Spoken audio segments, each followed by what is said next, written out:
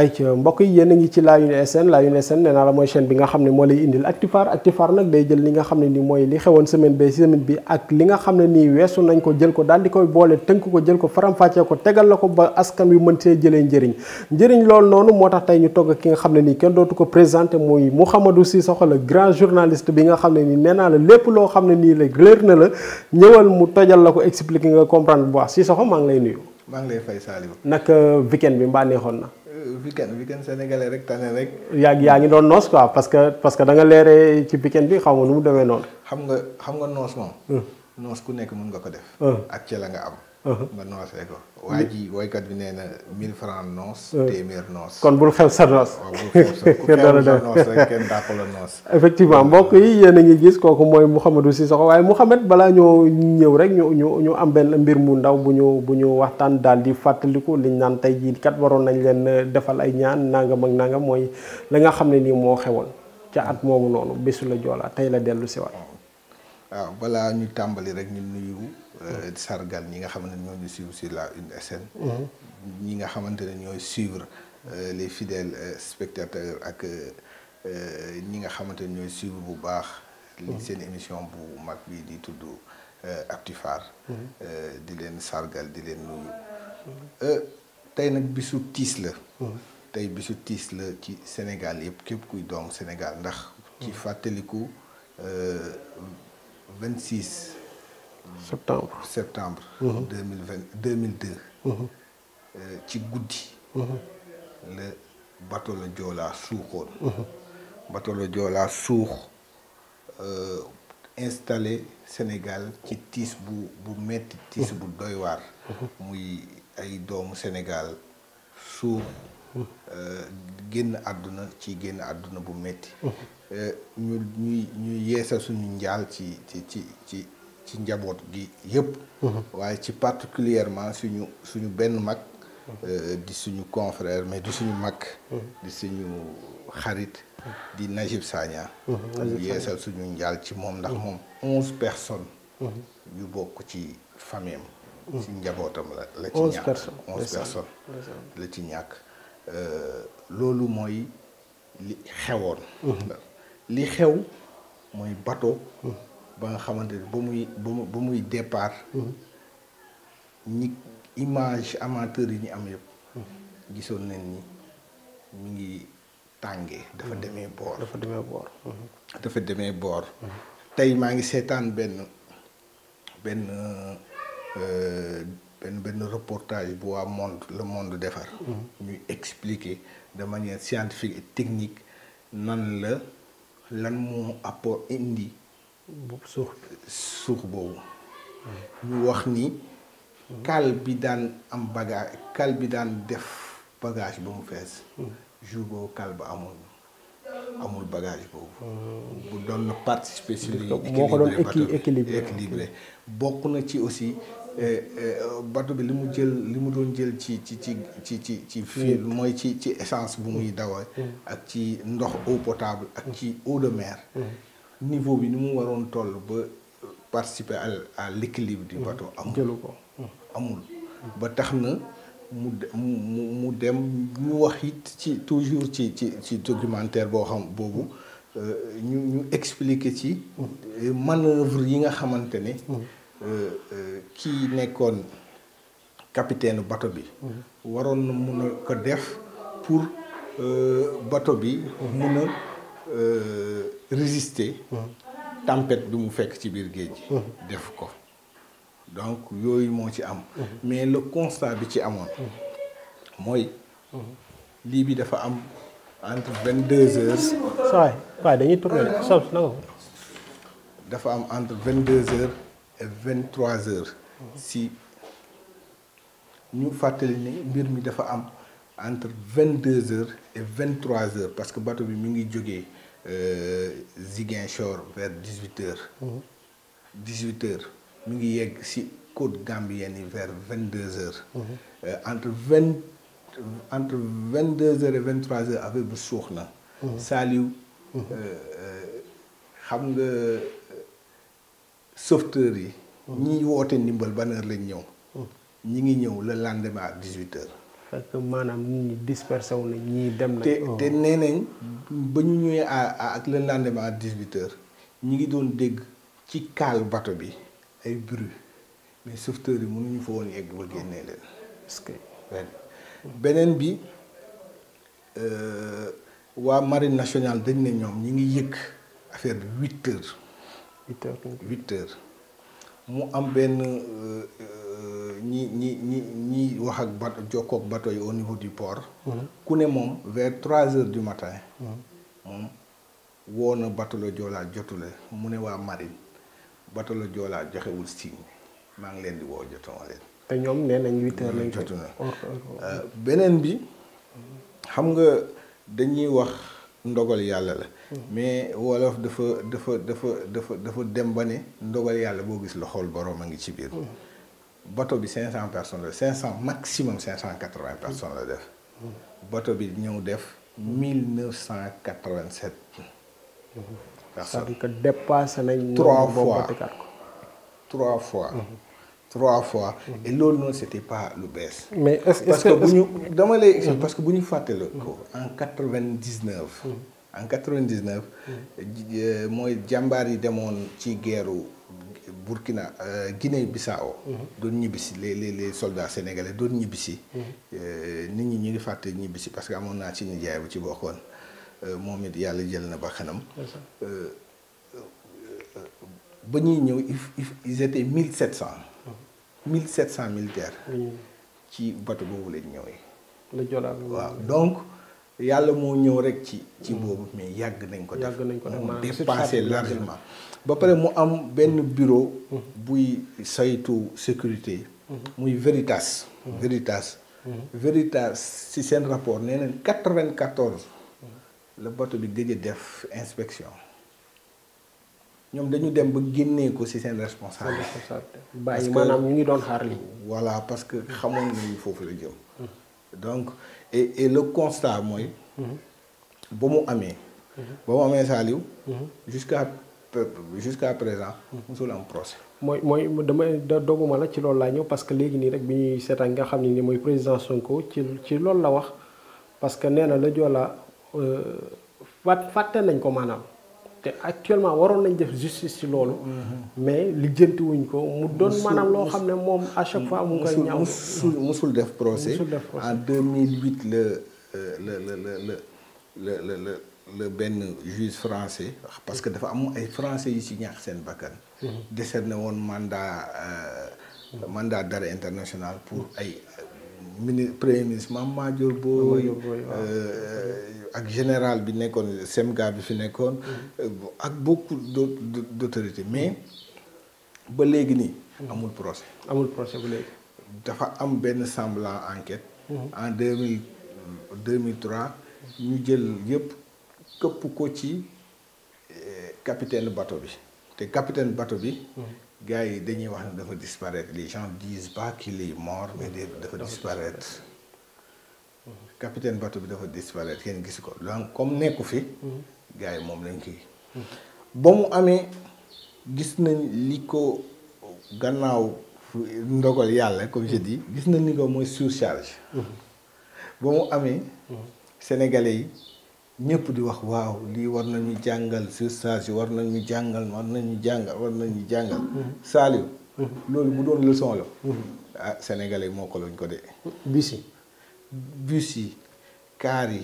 ba ci terre bu bees bi terre bi. man dafa may tiital sax su ma gisee terre bi nombre bi jël. da ngay doonooyi en fait ñun dañu am une leçon nationale et historique. parce que l'idée ci suuxu bateau le Joola. dans l'histoire de la navigation civile. li fi dee. dans l'histoire Titanic bu tubaab bi di jooy naan dañu li dee ci bateau le Joola. moo ëpp fuuf li dee ci Titanic. et même le bilan bu nit ñi joxe. nit ñi jàpp nañ ne ëpp na ko parce que amul benn décompte.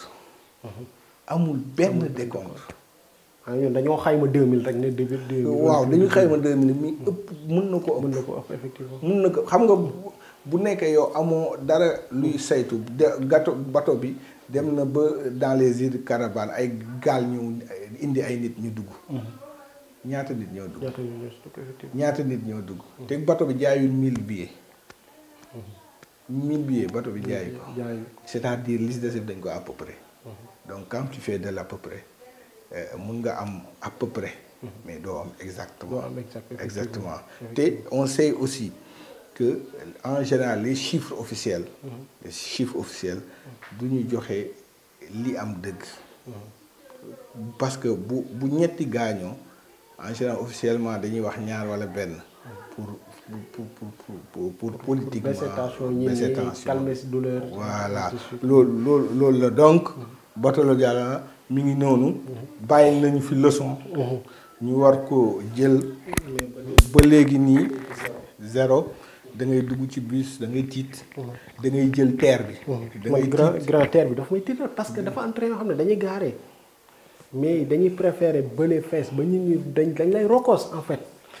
loolu c'est l'esprit sénégalais. kañ lay dañ c'est que il faut ñu am ñu bañ parce que terre bi bu ñuy def loolu c'est dans la recherche du gain. profit. parce que seen intérêt rek ñoom dañuy. voilà maintenant il faut que ñu dem dans la sécurité. jël la sécurité mettre ko au-delà du profit. parce que bu ñu bëggee coûte que coûte gagner ci xaalis. donc dinañ fexe ba ñëpp dugg. ba bu ñëpp duggee tey mun na jàll suba mun na jàll mais gannaaw suba mun na jur jéeye. donc il faut que les normes soient respectées. parce que normes yi ñuy wax duñ ko respecté bu ñu demee beneen dëkk dañ koy respecté. su ma ñëwee gis bis bu fees bay tuuru. ba su ma fi duggee sama genn wàll yaram mooy dugg. ma décider du ma ci dugg man personnellement je le fais pas. du ma dugg ci oto di lang. je le fais pas. xam nga yooyu noonu et c'est des choses yaa nga xamante war nañ ci jóg. et aussi que les familles des victimes. ñu ngi ñaan mémorial bi ñu bëggoon. pour di fa jooyee seen néew. ñu defal leen ko. 20 ans après. mémorial bi ba léegi pareegul. chaque année ñu ne tey lay pare waxoon na dina pare ren ci 20e anniversaire bi. mais dara. ba léegi ñi ngi ñaan renflouement wu épave bi mooy bateau bi épave bi. ñu génneewaat ko. ba léegi. fourage daal di xëddee. donc yooyu la yoo xamante ne. ñooñu dañu soxla jooy seeni néew. man une année il m'est arrivé ma dem cimetière le Joola mi ngi nekk ci forêt de Mbao. ma dem fa ki ma lay wax c'est un grand. c'est quelqu'un de très solide. Najib Sagna c'est quelqu'un de très solide. mais je l'ai vu jour boobu mu effondré wu. donc ba léegi le deuil. te li ma lay wax c'est 10 ans c'est 10 ans après. c'est plus de 10 ans après. 11 personnes ci famille mu ñàkk leen. voilà donc le deuil ba léegi defagu ko. le deuil ba léegi defagu ko. ñooñu gis nañ fi Idrissa Diallo xeex na ci ba yàlla moom ko. mu nekkoon maire Dalifort xeex na ci at boobu ma lay wax.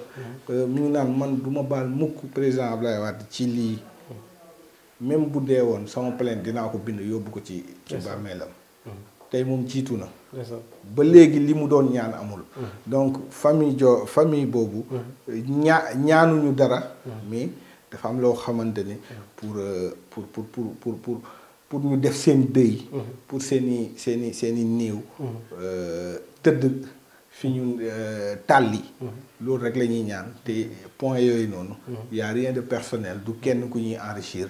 mais c'est juste que ñoom bu ñu buggee jooy seen néew. ñu am fuñ ko jooy. effectivement am na solo macha allah mbokk yi ba tey yéen a ngi ci la Une SN gis nga li nga xam ne nii moom la suma journaliste bu mag bi ubbee muy Mouhamadou Cissokho mooy mbirum bateau le Joola 20 ans après dara boobu ba léegi ñu ngi ñaan nag ñi nga xam ne nii ñoo ci war a dox nañ ci dox ñi nga xam ne ñoo ci war a def nañ ci def parce que fi mu toll nii justice war na ci am mais sa waay su ma jógee ci loolu tey sama waa ji dafa tàng de. kan bu sell. Seydina tey Seydina nee na dañu war a changer assemblée bi dafa war a soppeeku. assemblée bi jaarul yoon. bon assemblée nationale. ni mu gis nga bu ñu Sénégal. il faut ñun dañu jege suñu xol torop. ñun sentiment la ñuy waxee. li amoon kii wu Assemblée nationale Ousmane Sonko c'est encore une fois dafa nekk un leader très courageux. Très courageux. Effectivement. Parce que pendant que li amoon ñu bëri ñu ngi koy diaboliser. Lui il ose. Devant la caméra. ne li fa xewoon. député yu bokk ci ñun defoon ko. maa ngi leen di féliciter. Maintenant si on va au premier on reste ci premier degré. dañuy ñaawlu dañuy naan non. on est dans l'émotion.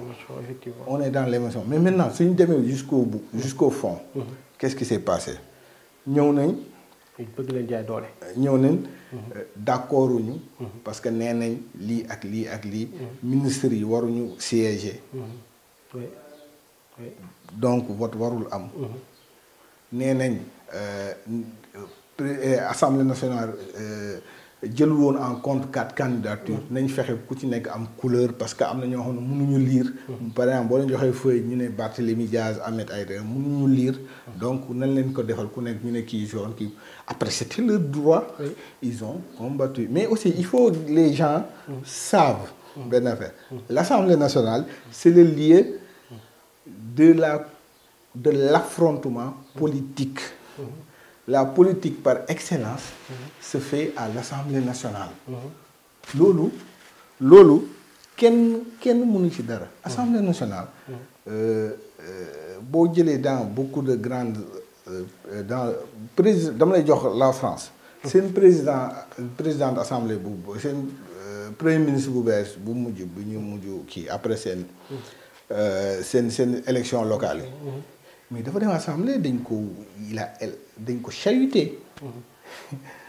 dañ ko chahuté. et les gens s'émeuvent dañuy yuuxu waaw lii rafetul mais attends waa opposition li ñu def. moo tax après li am yëpp coow amul. coow am ci effectivement. après coow amaatul. dégg nga après. vice-présidence yi. séddale nañ ko est-ce que dégg nga coow. déedéet. te c'est des postes très importants. effectivement. commission yi séddale nañ ko. déedéet. ñu ne non. ñun ñooy jël après yi des ñu jox la ñu ne mukk nii ngay defee. nii lay demee waaw léegi Ousmane Sonko quand il est venu tey. il a appuyé sur ça. mais mu wax aussi lu am solo si soxla doguma la tey bi mu ñëwee xamal na waa ji ne man góor laa te damay tiim wax la comme góor du ma gaarwaale bi mu jógee ci loolu mu dugg ci ne actuellement le gars dafa nekk ci point pour ñu suspendre assemblée nationale. ban jàngat nga am ci wax ji. bon avant jàngat. dañuy wax des faits. les faits nu mu demee. dañuy wax des faits. nga xam ne moo waral mu wax loolu. waaw dañuy wax des faits. Ousmane Sonko. si première question bi nga wax le fait qu'il dise à Macky Sall man damay jàkkaarloo ak yow wax la Macky Sall. Ousmane Sonko. depuis mu ñëw moo Macky Sall. dañu nekk ci logique d'affrontement. c'est-à-dire Ousmane Sonko. il a compris te da koy wax ni. Macky Sall xamul layam yi. Macky Sall et man je dis qu'il a raison. Macky Sall rapport de force la xam. parce que Macky Sall bu ñu fàtte dafa dem Kaffrine ci affaire ci conseil des ministres décentralisé yu mu fi tegoon noonu. dem Kaffrine ne je vais réduire l'opposition à sa plus simple expression. C'est-à-dire quand un président de la République chef de parti dit ça. c'est qu'il est dans l'affrontement. Et lii wane ni il était dans l'affrontement. période boobu noonu en 2016. l'homme politique qui émergeait c'était Khalifa Ababacar Sall. effectivement. mu coupé ko mu daanu. yóbbu ko kaso. Et tout juste après son élection. il y avait des velléités qui pouvaient allumer la mèche. Karim Wade daf ko couper. yaa ngi comprendre. Idrissa Seck. ils se sont affrontés.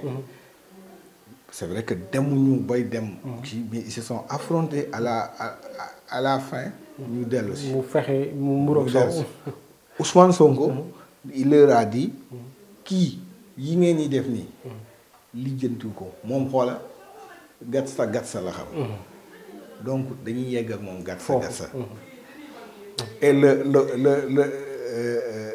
le point culminant de ça mooy bu ñu fàtte février mars 2021 il y a eu affrontement et le rapport de force fa la commencé changer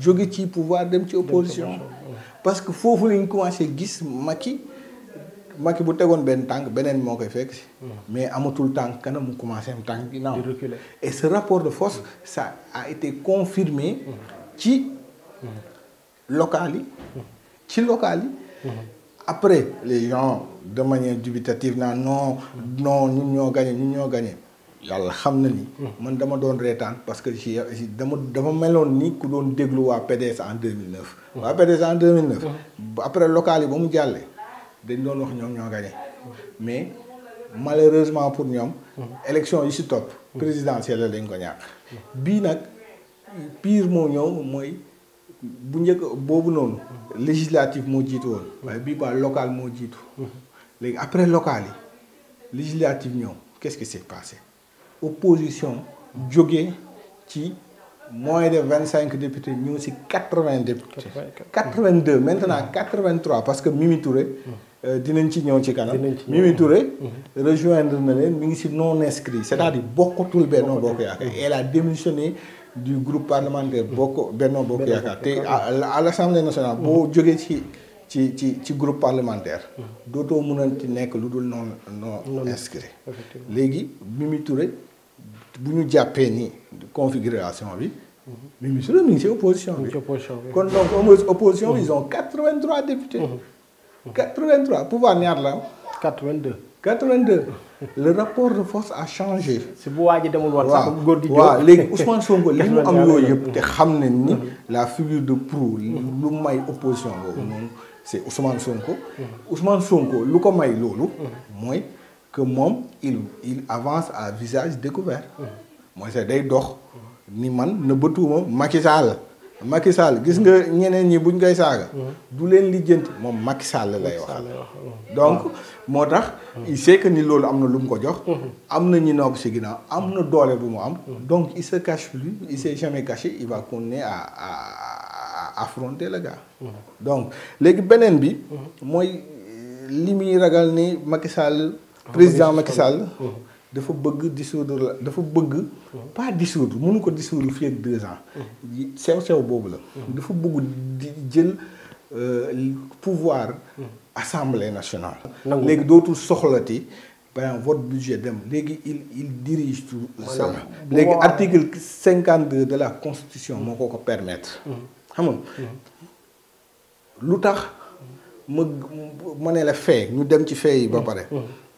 mooy président Macky Sall dafa toog fii coowal assemblée am. président Macky Sall même bu dee yàggu fa nekkoon na président assemblée nationale. président Macky Sall nekkoon na président assemblée nationale même bu dee yàggu fa. xam na foofu affrontement yi fay am. mu annoncé ni day wax ak sénégalais. discours am bi ça a même pas accouché dafa def morne. quand tu dis accoucher dafa mel ni am na lu bees loo fa jëlee. mais yàlla xam na ni li mu wax yépp amul dara lu bees lu ma ci jëlee. ci biir discours président Macky Sall. dañ ciy dégg ni. waaw li xew foofu noonu. dootu fi amati. dootu fi amati nga xam ne assemblée am na nangam sangam am na sangam. pareegul mu wax loolu. ñu jël benn. ñaar. mu dem ONU au niveau de seen assemblée générale. mu def kii à la voix de l'Amérique mu def ak ñoom interview. mu ne foofu aussi. li fa amoon dootu fi amati on va prendre les dispositions ba nga xamante ni ñoom bu fi naree amati duñu permettre opposition def blocage bu ko naree def ñoom dinañ jël seen responsabilité. xam nga jël seen responsabilité mooy. jël les pouvoirs de l'Assemblée mooy li ko fi député yu voté loon ci Covid bi. moom muy gouverner par ordonnance. donc loolu noonu. quand Ousmane Sonko le dit je dis que le président Macky Sall a donné des signes. ni loolu la bëgg. parce que politiquement il ne maîtrise plus le Parlement. Et gis nañ que dans son nouveau gouvernement. mu jël ka nga xam ne sénégalais koo ko tuddal danaa la c'est le tailleur constitutionnel. moom nee na sax c'est moom haute couture lay def. muy Ismaïla Madior donc buñ nee dafa bëgg li mooy li ma lay wax. buñ la nee buñ lay jiñ dëmm. da ngay fexe buñ la fekk ak yeelu lii. mais mu mel ni ku sell ki dafa xam loolu parce que sànq ci ay waxam jot na wax mu ne ki nga xam ne nii ci fitna rek lay dox. buñ ko indiwaatee dégg ko maanaam moom jël na position xam na ne ñoom am na loo xam ne nii ci la ñu jublu. moo waral ñu indiwaat ko. léegi xam nga ba ñu indee Ismaïla Madior. ñaari ponk la benn ponk la ñu bëri jàppoon ni moo koy def mooy troisième mandat. c'est quelqu'un man dama jàpp ni c'est quelqu'un qui du ma wax sax je cherche le mot ci wàllum constitution. bokk na ci kàngam ci àdduna bi. wàllu constitution. maanaam lu maîtriser la moom. bokk na ci kàngam ci àdduna. nga Ismaïla Madior Fall à l'université nit ci doon def droit.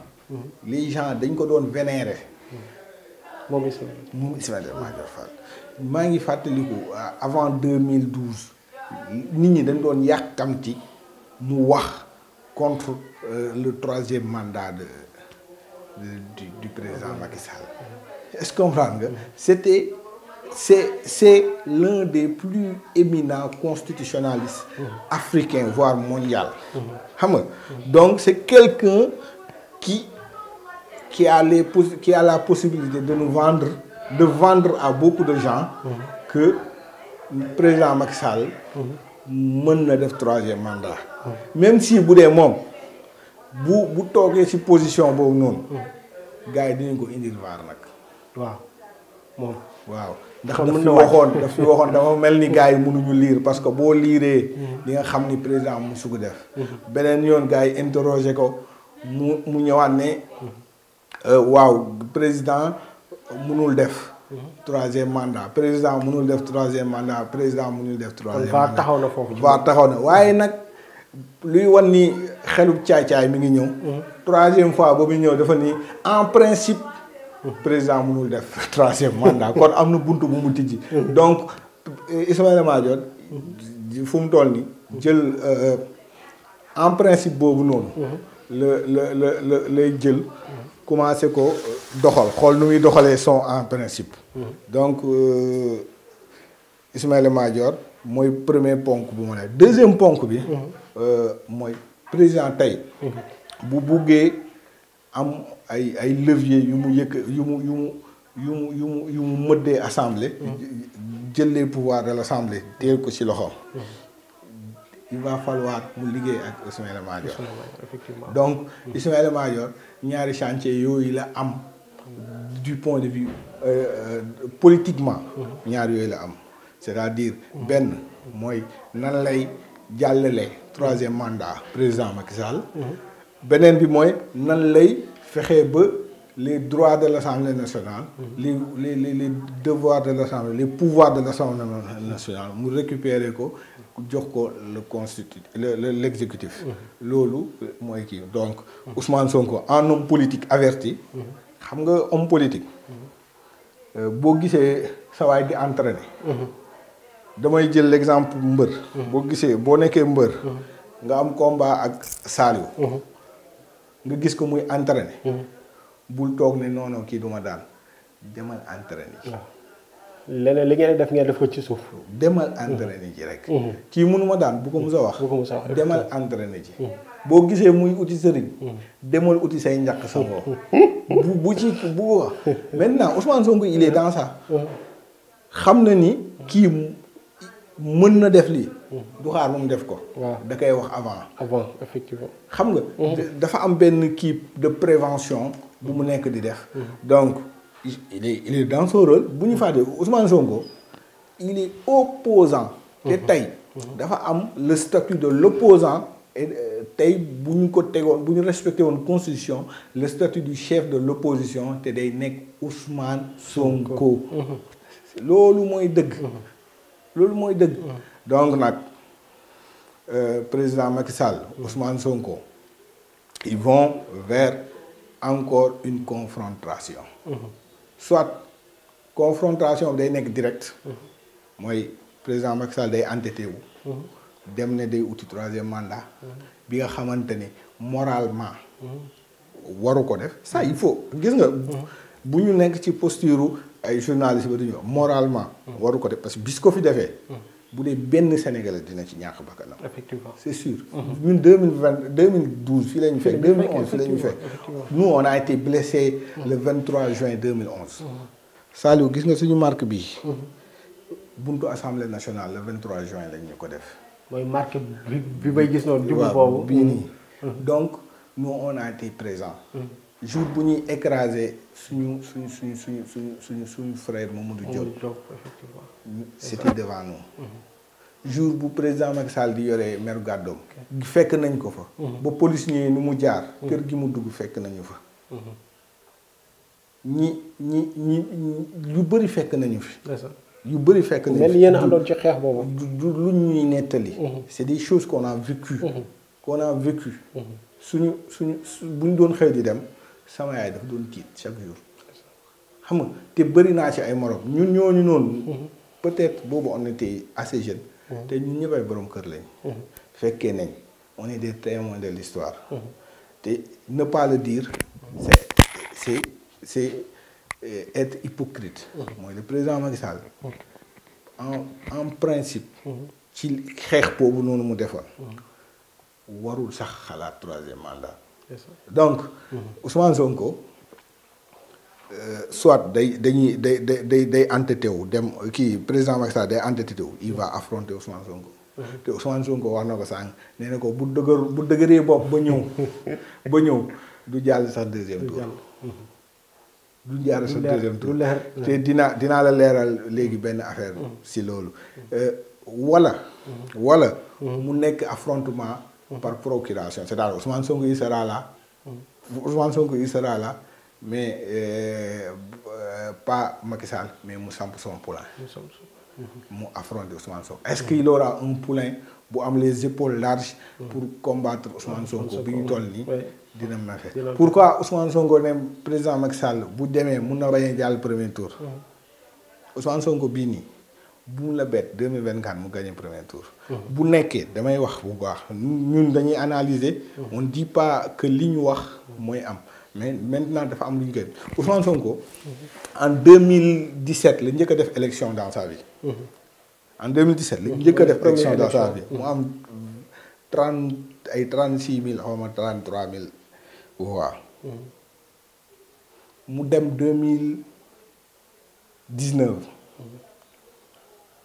si diggante 2017 ak dama ci waxtaan ak un expert électoral. ma ne ko candidature Ousmane Sonko mu ne ma Ousmane mënul gagner pour la simple raison pour mu gagner il faut mu multiplier son électorat par 70. par 70 pour mun a gagner. te loolu mënu ko. mu ne ma dina ma bett lool sax mu multiplier son électorat par 10. c'est-à-dire bu ko defee par 10. il aura def lu ngande. ci jamono boobu. ci jamono jooju. ma ne ko waaw mu ne ma mais nag mun na ci jàng ñu dem élection. il multiplie son électorat par 20 sëriñ bi. par 20 diw si mu doon wax mu weesu ko. par 20. il a quitté 33 000 dem ci 600 et quelques mille. par 20.